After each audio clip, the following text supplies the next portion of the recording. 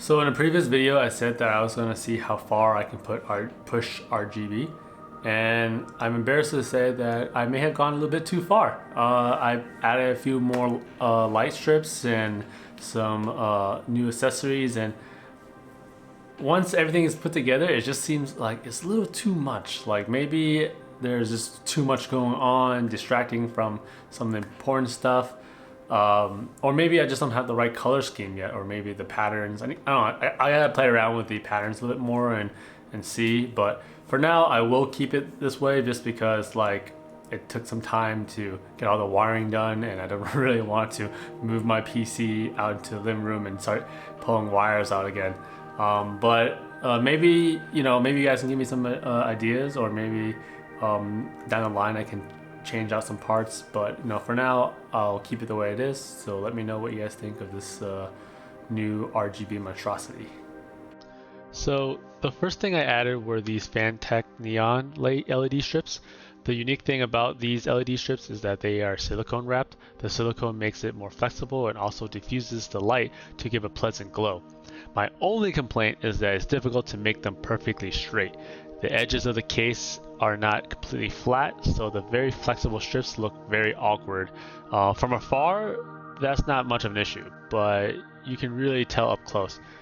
I do think they look really cool, but it would take a lot more effort for me if I wanted to straighten them out, and I'm just going to leave them like this for now.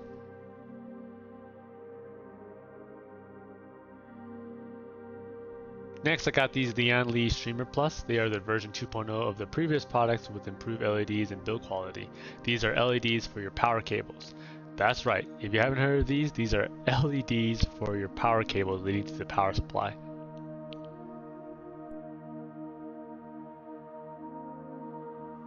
All of these LEDs are addressable RGBs and come with standard ARGB plugs. However, I'm using the Corsair iQ to manage the RGB on my PC, which would need an adapter.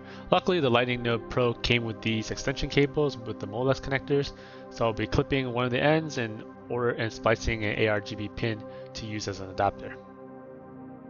Here I have some ARGB pins, and I'll be soldering the ends of the Molex extension cables to them.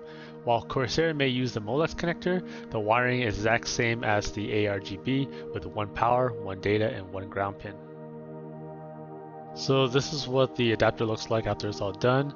I did shrink wrap the ends to make it a little neater. This end here goes into Lightning Node Pro. The other end now goes into the ARGB adapter. I technically could have spliced them all together, but I did it this way so I can have more flexibility.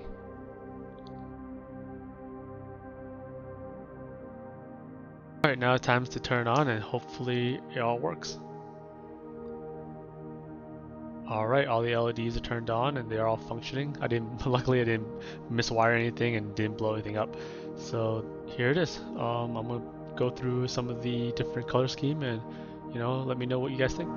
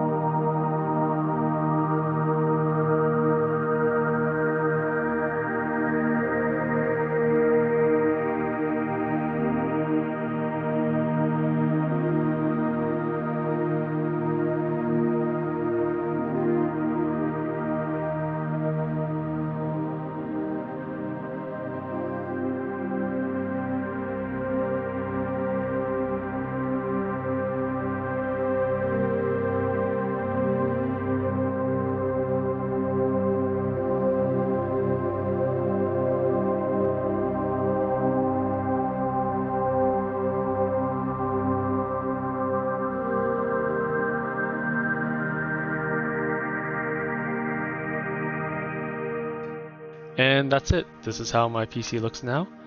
Thank you for watching, and if you have any suggestions, let me know. Until next time, stay dorky.